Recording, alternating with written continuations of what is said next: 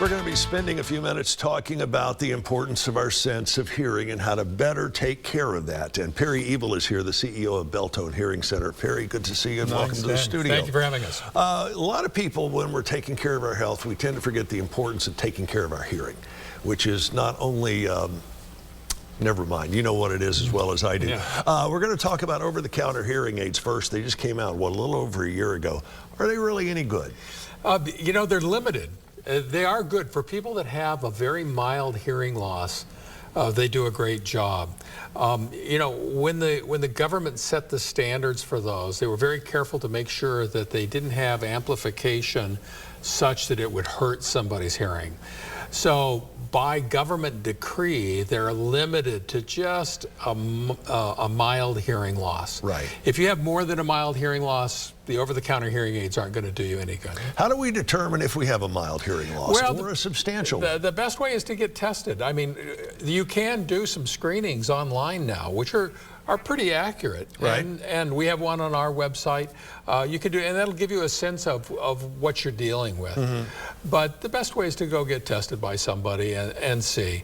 But if you have a mild hearing loss, and typically that would be younger people who maybe are suffering some loss due to earbuds. Sure. Right? So they may benefit from that. And obviously the cost savings is there as well. And I've been told once your hearing loss begins, unless you do something to correct it, it can increase exponentially fast. Yeah, well, I wouldn't say exponentially, but it definitely increases over time because there are other factors involved. Age is a factor in hearing loss.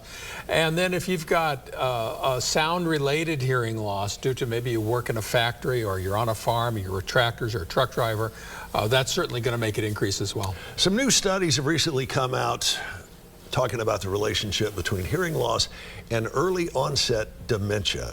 Explain how these two might be connected. Well, there's some studies actually over the last 6 months. Lancet, which is the premier medical research magazine, the Lancet Commission did a study, and they linked hearing loss to early onset dementia and cognitive loss. Right. So the study showed that hearing is the most modifiable risk factor for cognitive loss leading to dementia.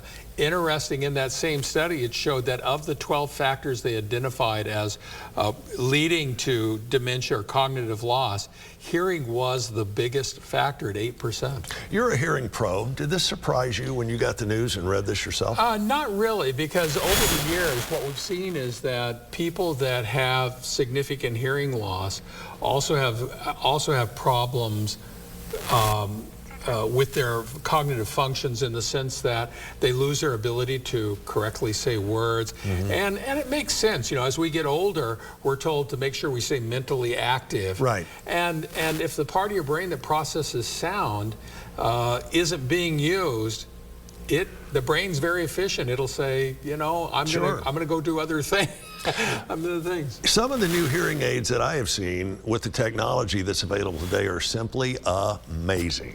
You can't see them. No. You can adjust them through your cell phone. You can talk on your cell phone through them, and a whole bunch of other things that I'm not totally familiar with. Tell me about these, and are they a good investment? Well, they are a good investment over time. There are a lot of very good technologies out there. I would say Beltone's in that group. There are others, Phonak and some of the other names, but you know, it's always one of those things, you get what you pay for. Sure. You can buy a very expensive car like a Ferrari, but if you don't have somebody who knows how to work on it and drive it, it's a lot of money for nothing. So that's the other part of it, is making sure you're using good professionals to help you. But yeah, the technology is amazing today. It's the, you know, hearing aids are becoming, and the hearing world is becoming a link between the internet and the world. Right. And so it's not just hearing aids, it's a lot of other things, and they're using hearing as the ability to transfer information, but the technology is such that we only have a few seconds left. You stress the importance of getting your hearing professionally checked.